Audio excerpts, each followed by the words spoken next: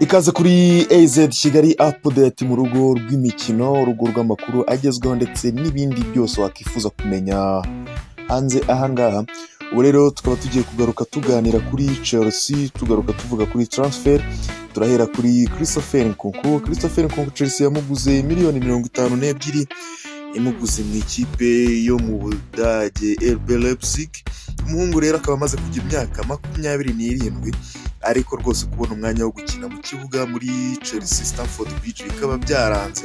Kugeza ubu rero Chelsea ikaba iri tayari kuba yamutangira kuri miliyoni 34 mu gihe ino sezo yaba irangiye akaba yabona umukiriya wamutwara. Chelsea abantu bajya bavuga yuko ngo yimye Christopher Nkunku umwanya, ariko mu gihe Nicolas Jackson yari yaravunitse Christopher Nkunku yahawe umwanya uhagije, ariko neza kurwanira umwanya biramunanira. Bigaragaza ko gukina muri Chelsea rwose ari ibintu atazigera ageraho. Kuri ubu rero Chelsea yiteguye yuko yakwemera igahomba miliyoni 20, ariko uyu mugabo w'imyaka 27 w'umwataka w'umufaransa akaba yasohoka muri ekipe ya Chelsea. Kandi baravuga ati nuko bamukinisha ku mwanya utari we, ubundi umwanya we ni nimero 10, ntabwo yakaba yakina ku mpande cyangwa se kuri nimero 9, ariko n'ubundi urebye muri Conference League cyangwa se European Conference League, abantu benshi bayireba cyane igitangira mu matsinda babonaga ko Christopher Nkunku yakinaga kuri nimero 10 n'ubundi, ariko n'ubundi umusaruro we mu kibuga bigaragara ko rwose ari muke cyane. Rero amakuru akomeza muri Chelsea ya transfer, tongera kugaruka imbere cyane muri attaque, aho Chelsea ishaka gukomeza ubusatirizi bwayo. Ahangaha hakaba hari kuvugwa umwataka ukinira ikipe ya Ipswich Town, harimo Liam Trappe, Victor Osimhen ndetse n'umudefanseri ukina mu ikipe ya Bournemouth, umudefanseri w'umuespanyol w'imyaka 21 ariwo bita Dean Hodgson. Aba bose rero Chelsea ikaba ashaka kubakuramo bakeya bashobora kuza kuyifasha mu gikombe cy'isi cy'amaklebe kizatangira ku itariki 16 z'ukwezi kwa gatandatu, mu gihe isoko ry'igura n'igurisha rizatangira ku itariki ya mbere y'ukwa gatandatu.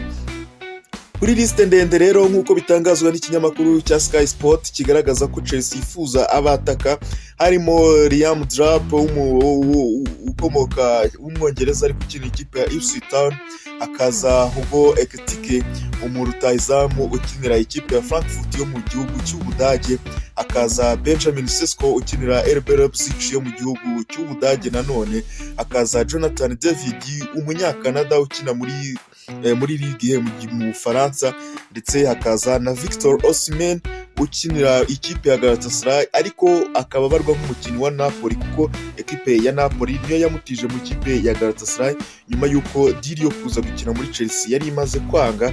Kandi Victor Osimhen umubano we n'ikipe ya Napoli ukaba wari waramaze kwangirika kuko yari yarasabye Napoli ko yaba asohotse muri ino ekipe ya Napoli.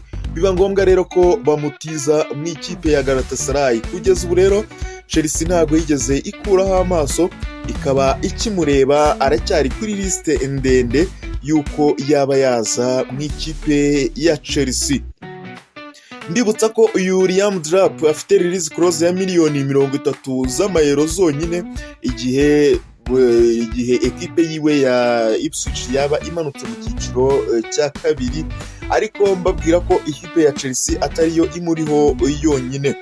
Babwira ko ekipe ya Manchester United nayo ari target, ubwo rero naho uzamukonveka cyangwa se uzamuha projet nziza niwe azahitamo. Gusa mbabwira ko miliyoni 30 ni amafaranga make cyane, ariko abanaliste b'umupira cyane tugarutse ku byo David Ornstein yavuze agaragaza yuko rwose Liam Trappe aramutse ahisemo neza yahitamo kuza mu ikipe ya Chelsea kuko bigaragara ko ariho yakitwara neza cyane.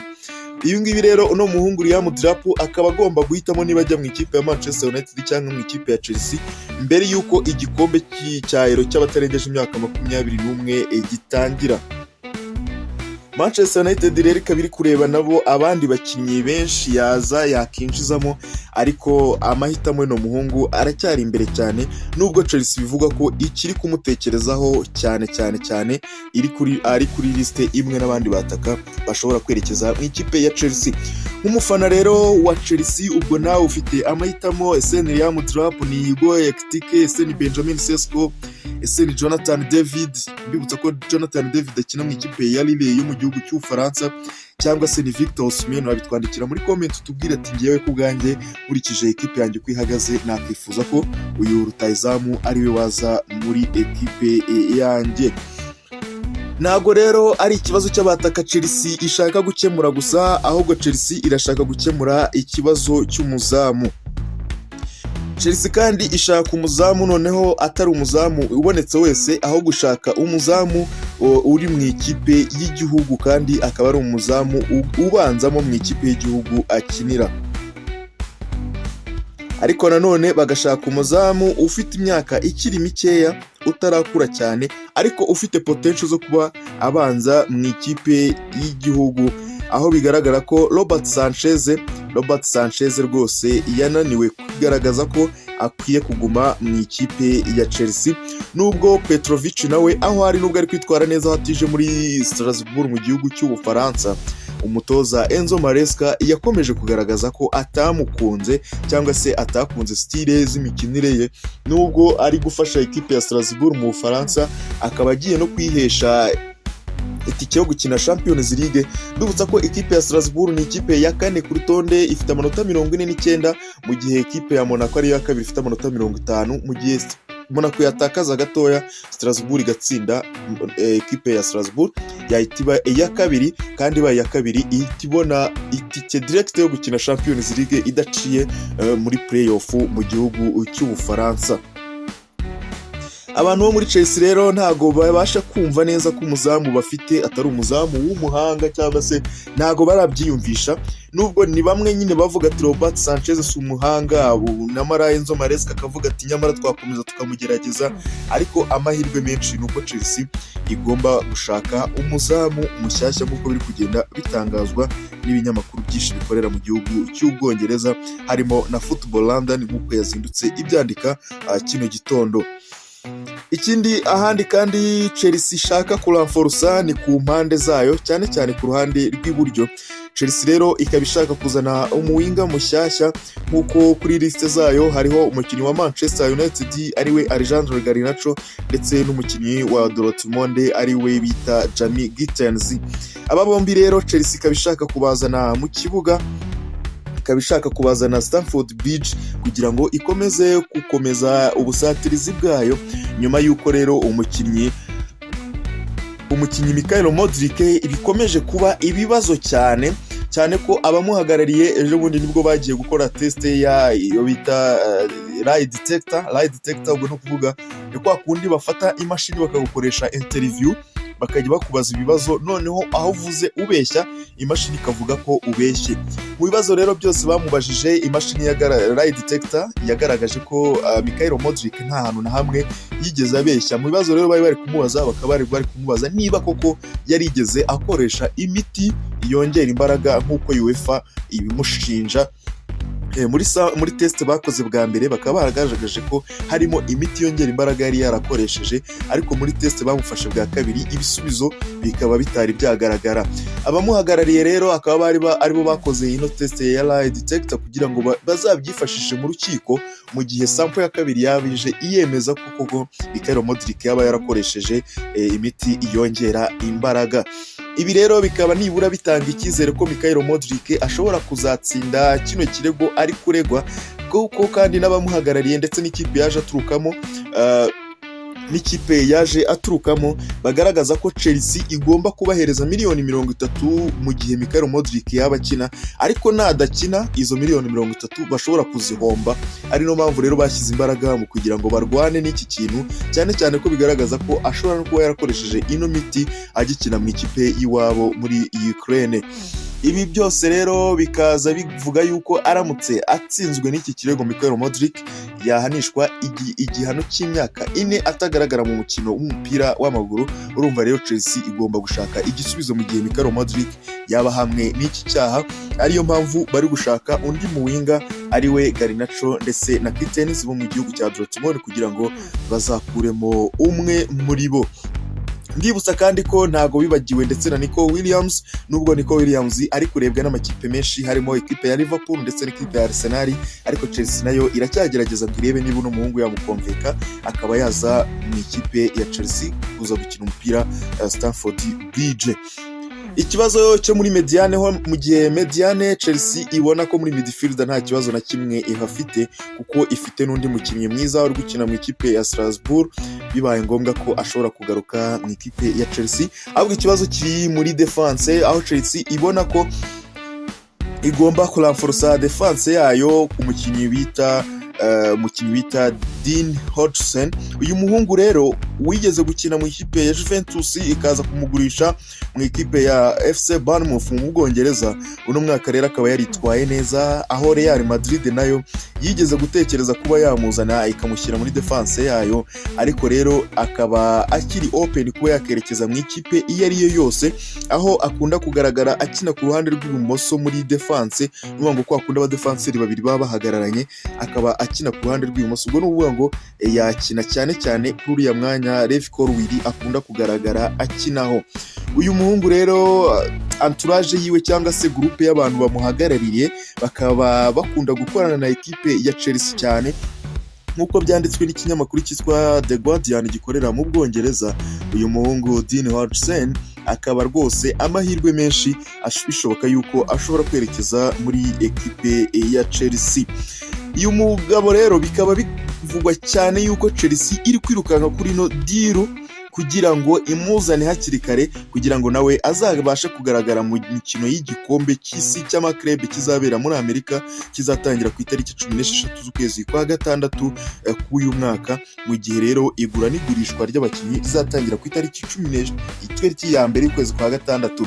Ibi rero Chelsea ikaba igomba gukora ino deal mu gihe kitarenze ibyumweru 2 kugira ngo aba bakinnyi bose babe baje.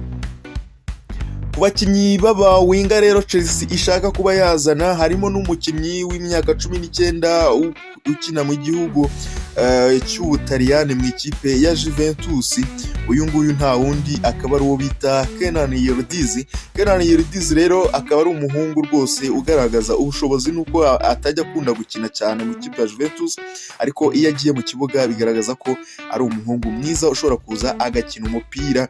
Ku myaka ye mikeya 19 akaba yigaragaza nka tara nziza cyane ko ashobora gukora ibitangaza Stamford Bridge.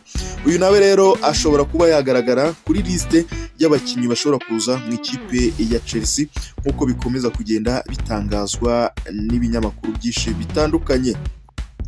Chelsea rero nubwo nta kibazo ifite muri Mediane, ariko bikaba bivugwa ko ishaka umuntu ufite experience kugira ngo aze gufasha bano bahungu batoya b'ikipe ya Chelsea kugira ngo babashe kuba bazamuka kandi bagire na experience. Ku mwanya wa mbere rero haravugwa Kevin De Bruyne, umugabo w'imyaka 33 wigeze no guca mu ikipe ya Chelsea, ariko kubera ko yari akiri mutoya Jose Mourinho akabona ko nta experience yari afite yo kuba yabanzamo, bikaba ngombwa ko bamugurisha mu ikipe, bamutiza mu ikipe yo mu Budage ariyo Wolfsburg ikaza kumugura, bikarangira yongeye kumugurisha mu ikipe ya Manchester City mu mwaka wa 2016. Kuri ubu rero akaba asohotse nk'umulegendary w'ikipe ya Manchester City, ariko we akavuga yuko nubwo arangizanyije na Manchester City yumva agifite imbaraga zo kuba yakora ibitangaza mu gihugu muri shampiyona zikomeye zo ku mugane w'i Burayi. Ibi ngibi rero akimara kubitangaza akaba ari byo byatumye ekipe ya Chelsea yumva yuko bishoboka ko yaganira na Kevin De Bruyne, nubwo bakemera bakamuha umushahara ari gusaba 500,000 ku kwezi ku cyumweru, ariko akaba yaza gukina nibura imyaka 2 mu ikipe ya Chelsea nk'uko na Thiago Silva byagenze, agatanga n'umusaruro ukomeye cyane, akabafasha gutwara Champions League. Kevin De Bruyne rero mu gihe Chelsea yabonye umwanya wo gukina Champions League, nta kabuza Kevin De Bruyne ashobora kwerekeza mu ikipe ya Chelsea nta bindi bibazo bindi bijemo rwose. Aya niyo makuru ya ekipe ya Chelsea, ubwo nawe uraduha muri commentaire tubwire uko ufata ekipe yawe ubona niba ibyo iri gukora. Gusa icyo nababwira yuko nuko rwose ekipe ya Shakhtar Donetsk ariyo Mikhailo Modric yaje aturukamo, iri kurwana uko bishoboka kose, iri gushaka gufasha Mikhailo Modric ndetse no gufasha ekipe ya Chelsea kugira ngo irebe ko uyu muhungu yava mu bibazo arimo abe yagaruka mu kibuga. Uhagarariye ekipe rero ya Shakhtar ari cyangwa se CEO w'ikipe ya Shakhtar Donetsk ariyo bita Serge Parkin, avuga kuri Modric, yavuze ati twebwe nka Shakhtar ati twagerageje ibishoboka byose kuri Modric, ati rero hari amafaranga Chelsea igomba kuduha bitewe nk'amabonasi kuri performance z'umukinnyi Mikhailo Modric. Ati rero aramutse atari gukina ati bishobora kuduteza ibibazo ko dushobora guhomba nibura miliyoni 30.